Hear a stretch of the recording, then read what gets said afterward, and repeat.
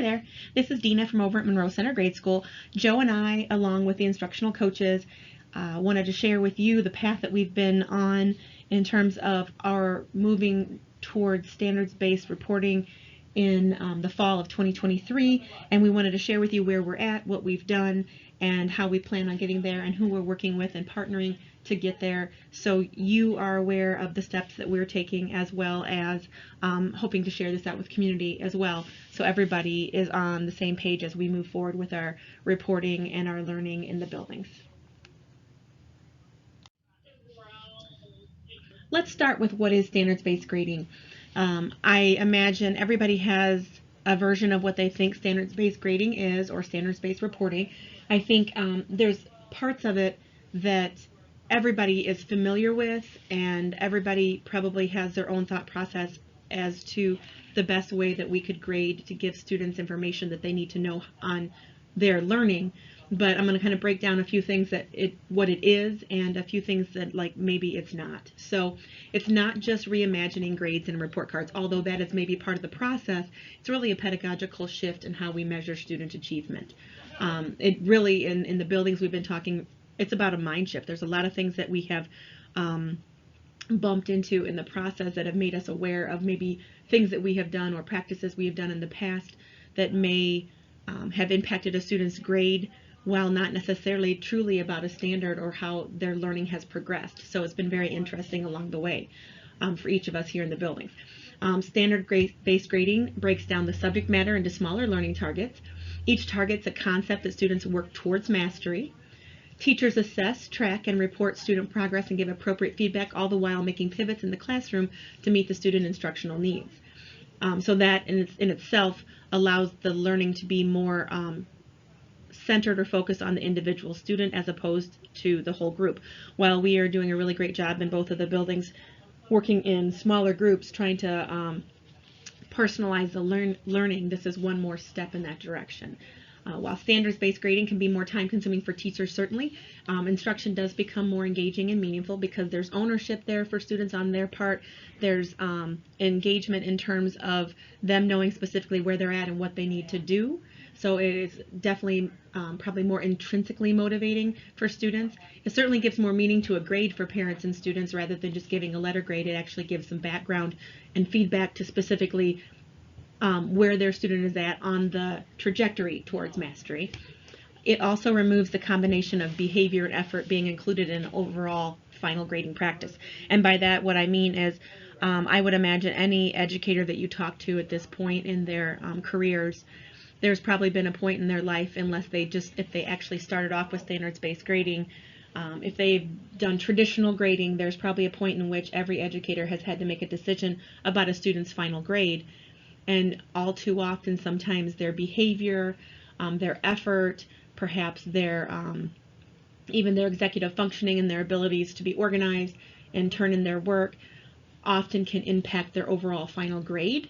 And we really want to draw a fine line between the two things because they're different sets of skills to work towards development on. While definitely if a student has a struggle with executive functioning or maybe behavior and maybe sometimes a lack of effort, we want to make sure that we delineate between the two. I want to know how they are progressing towards mastery of a skill and that target, as opposed to wanting to know how much the fact that maybe they didn't turn in their work impacted their grade. And then if we can work on the behaviors as separate skills that we can work on in order to follow through with that. We want to make sure that we remove the two because they are not one thing. Behavior and effort is separate than actually an overall grade for measuring their achievement and working towards mastery on a standard. So this is a great slide and a couple of representations of traditional grading versus standards-based grading. And I think my favorite is probably the one in the upper left-hand corner when you look at that. And it's if you take your automobile to your mechanic and you're heading off on a 400-mile vacation, and you get back a piece of paper that says, hey, you know what, it's looking like a B+, and here you go, and thanks so much, and you're thinking B+, okay, I'm probably in good shape, I'm going to head out on my vacation. Now, that same B+ could mean that like your engine is great, the battery's great, transmission is great, your brakes need some attention, and the tires, they're okay. The tread is going low on those tires. You might want to keep an eye on it over the next 6 months, but that'll be something down the road you're going to need to be taking care of and replacing those. That might give you a different idea as to how you want to embark on your vacation right now. You may want to get the brakes taken care of. You might want to pay some attention to the tread on the tires, but right now you'll get by. There's a huge difference between a B plus and what you see on the right hand side of that. I would prefer, if I were the one vacationing, I would prefer to get the report on the right hand side about my car, because I think B plus is kind of a false sense of security in terms of my traveling. And I think that's why I think that's a little funny on that image, while at the same time unnerving, because that's something very similar that we do with kids in our grading practices. And let me be very clear in saying nothing that we've done up to this point is anything that anybody has intentionally done wrong. I'm not saying that, we're not saying that anything that we've done in past practices isn't what we knew to do, but as the saying goes, when you know better, you do better. That's what we're wanting to do, because we recognize a lot of things in our personal practice as an educator. When we're doing things, we've ran across a lot of things in the building that are very interesting conversations that we recognize in this conversation towards standards-based grading. If you look at the bottom right-hand image and talking about the converting the traditional grades into standards grades, that's interesting too. If you notice, and this is the part that I think was really disturbing for me, if you look at the letter grades A, B, C, D, F, Fs represent 0 to 59% of the bottom portion of the grade, and then the Ds are the 60 to 69%. So we literally have, if we have students getting Ds and Fs, we are saying that like we have about 69% of our students not achieving. But then the question becomes, do they know what they're supposed to do in order to achieve what they need to achieve, or how to master that standard? And the other question is too, like an honest conversation, do they know what standard they're supposed to be mastering? That's a whole nother conversation in addition to this one. But if you look over at the standards-based system and their level of mastery, if they have an advanced level of mastery on the assessments, you can see specifically what they're doing towards a standard. And as a professional and as a parent, I think looking at this as well, if my student were at a basic or a below basic, and quite frankly, I think some of us, even like when we talk about evaluation and stuff like that, when you look at proficient, you really want to know what is the difference between proficient and advanced, or what can I do to get there? What do I need to be there? And I think that is also motivating for students, as opposed to a student receiving an F.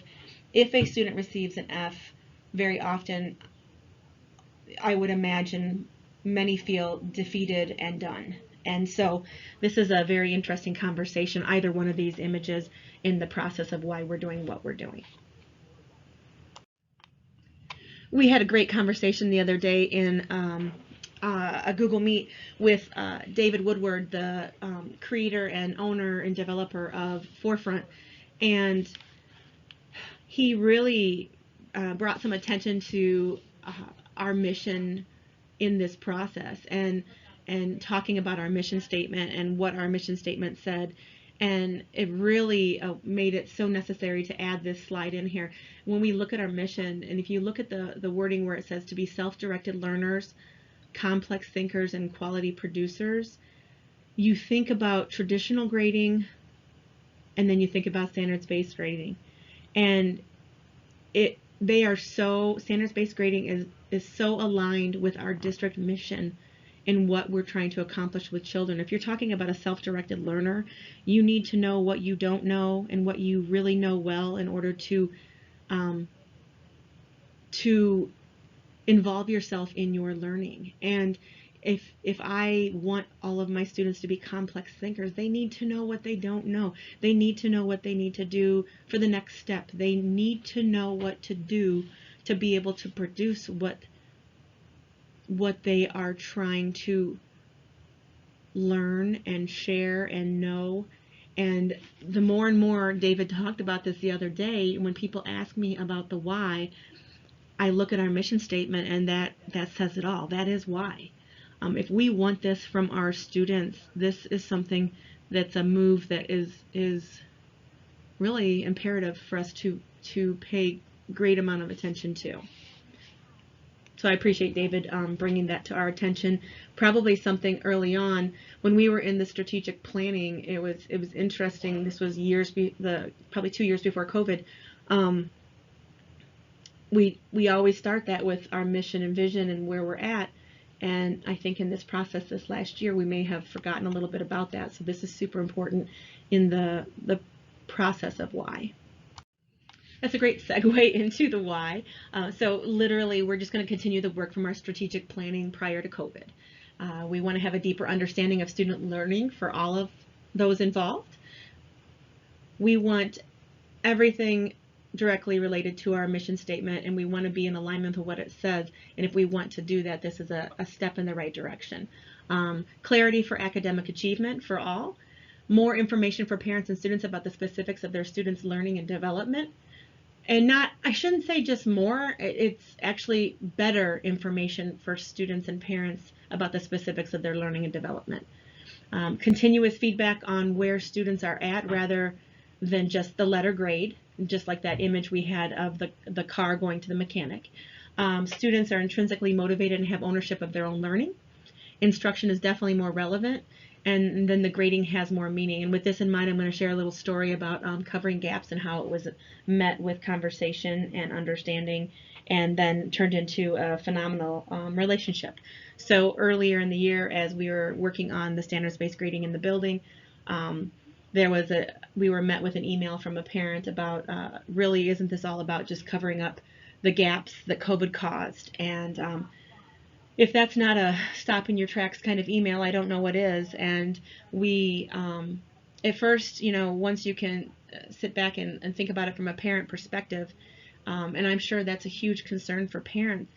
So we invited the parent into one of the parent advisory committee meetings, and we were able to have Beth with us, and the instructional coach with us, and we walked through some of the information in the forefront to share with the parent, where really truly it does just the opposite. The grading has more meaning because you can specifically drill down to reveal where the gaps are, which is, as an educator, it can be very, very scary because it reveals the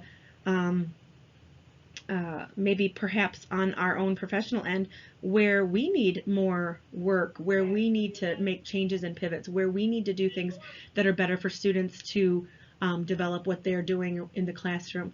So it is really, it was an amazing conversation, a learning conversation on both ends. The cool thing is we have an additional member of our parent advisory committee and somebody who is willing to help with any of the standards-based grading movement towards what we're doing here in this upcoming year. So it provided a great parent relationship builder, while at the same time providing some clarity for others around us to help people understand that, like, in no way, shape, or form is this being done to cover up a gap or anything that was caused by COVID. It's actually on the contrary. It allows us to dig a little deeper and figure out specifically and reveal where the gaps are so we can do better for children in helping them navigate their learning and know specifically what needs to be done so they can master what they need to master in terms of the standards that we're trying to teach in the classroom. It was a great opportunity for learning all the way around. We are super excited to share with you our timeline that we have to finalize a standards-based grading report card for both Highland and Monroe Center together as a team. We're super excited because we do have an opportunity to do this as if we were one, and I think on a parent perspective, that could be phenomenal for parents in the district that have kids at both buildings. And the understanding, the transition allows us to do the professional development together, have teacher conversations, team conversations across the grade levels, gives us great conversations and opportunities for parents and support and learning. and consistency, oh my goodness, for the grade levels throughout and the continued development.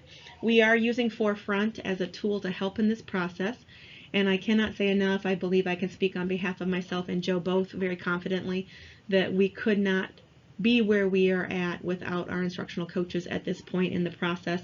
The amount of work that Amy and Beth have done, especially within the Forefront tool, to help teachers with the reporting and the assessments has been phenomenal. So I want to just kind of mention that out there. If you see them and talk to them, we cannot say enough good things about the work that they have done to help us get where we're at. And that to be said as well, our teachers were amazing. They were willing to make this leap and start off with this towards the beginning of the year, and we realized they were amazing, but we realized we hadn't quite done all the work that we needed to do on this end in terms of communication and being really transparent with families and the community as to what we wanted to do, where we were heading, and how we were going to do it. So actually the best news we could have had is creating this timeline, because it really gives us the ability to share with everyone where we're heading, where we've been, and what we're doing in the meantime. So in December, we shared all of the information of how this process is going to work with teacher leaders and our parent advisory committees in both buildings. We, in January, have already sent home with the current report cards the Forefront information I'm going to show you in the next couple of slides. We always send home their STAR information, and this year we sent home their DIBELS reports as well. So that went home with report cards with explanations, so in case anybody had any questions about it.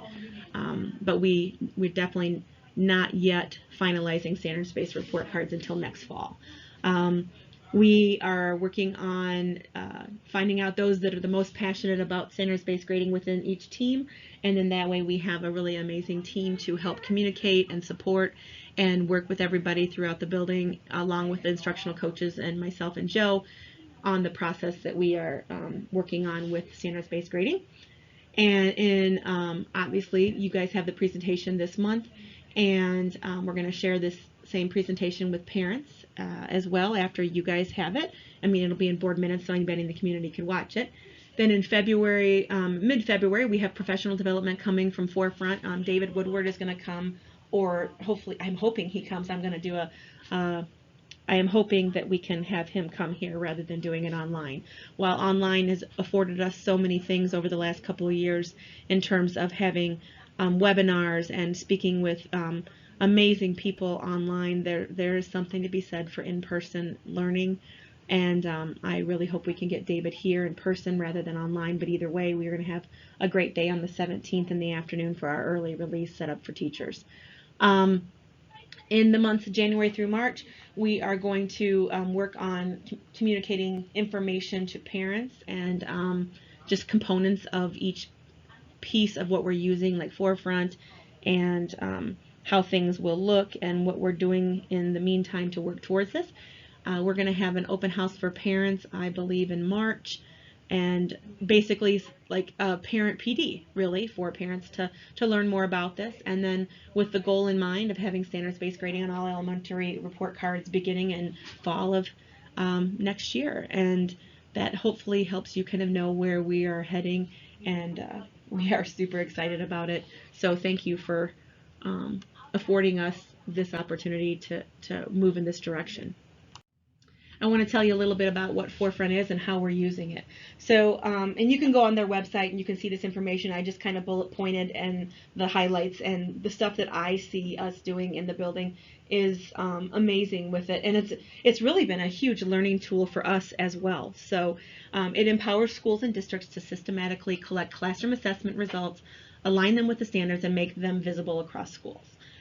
It's created to be a solution to help teachers organize rich, meaningful information from existing classroom assessments to support formative assessment and standards-based grading and collaboration.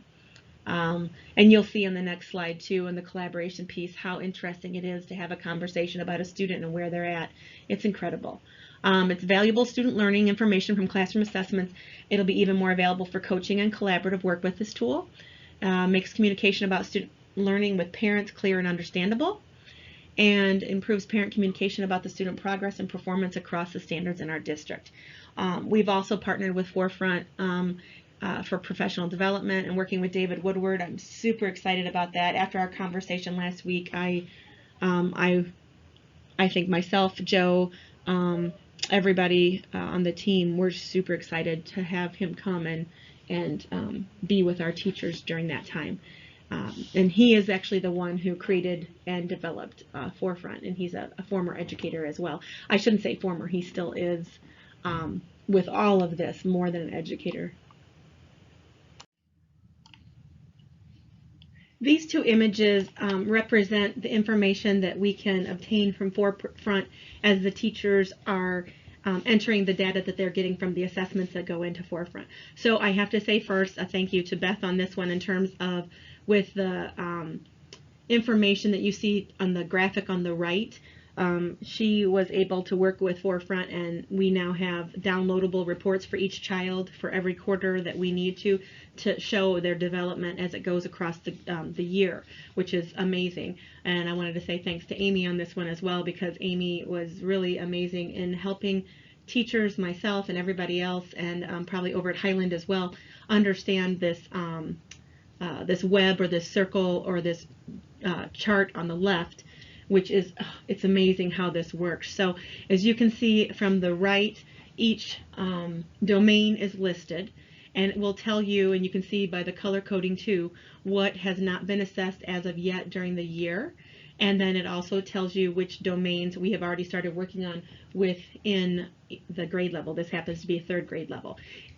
As they're describing the domain on the right, it's amazing for a parent. So I can't even imagine. I wish as a parent I had had this information about my child. So like when I got a grade back with my son that said B on it for math, I have no idea what he knows. But if I send this home with a student and a parent, and they can know that in operations and algebraic thinking, I'm meeting standard on that domain, I can read through that and I can know what my child knows how to do, which is just fascinating to me. And you can get that information from the chart on the left. And what it does is it has the domain in the center, and then it works out to the standards, and then it keeps going with the entire cluster itself. So it is very eye-opening. When I talked about earlier how this actually really truly reveals any gaps and any concerns and challenges in terms of the student learning, this is how we see what it does. The other part of it that's really interesting is when we are working on this, it weights the more recent assessments more heavily than the older ones. So, and that's part of how Forefront works. So that also is how learning works. So it's amazing. This part is what's extremely valuable to the parents that we've shared this with on our parent advisory committee, the parents that the reports went home with in January, for them to be able to read this and know this is what their child is learning, and that they know that they can, you know, in measurement and data, they know they can work on area and perimeter, and they know specifically what is being done in these assessments and retained as opposed to just memorizing stuff. It's phenomenal how it works, and I'm super excited about this, and I just wanted to thank everybody, especially instructional coaches and teachers that have been a part of this. Thrilled about the next steps as we continue through this. Sharing out the timeline with the parents and community, that's exciting because then they know what is coming and what we're going to be working on. We have, I think the thing I am most excited about, and I think after our conversation the other day, I think I can speak for Joe as well in this, the professional development that we're going to be providing in the early release in February. We are so excited about that. After talking to David the other day, in getting to know even ourselves better, our current grading practices, some of the things that perhaps we're learning about ourselves, and how we have developed even what we're currently doing to grade with students. And maybe, you know, honestly, if we talk about things, maybe sometimes our bias when we're grading traditionally. It's so interesting learning about yourself through this practice of developing this journey towards standards-based grading. And I think the conversations amongst the teachers and the professionals in the buildings have been phenomenal. And I also believe that what we're going to do here is going to impact students and their learning in great ways. So we are super excited about this. Looking forward to planning on an open house for March with the team and parents, and continuing the conversations as we get closer to rolling this out on the report card in the fall of 2023. If you guys have any questions, you are welcome to ask myself, Joe, either one of the instructional coaches. I think the teachers are getting very excited about this as we are getting closer. We will be learning a ton. Feel free to reach out. Anything you need to know about it, we're happy to share with you as we're learning in the process as well. Thank you so much for your time.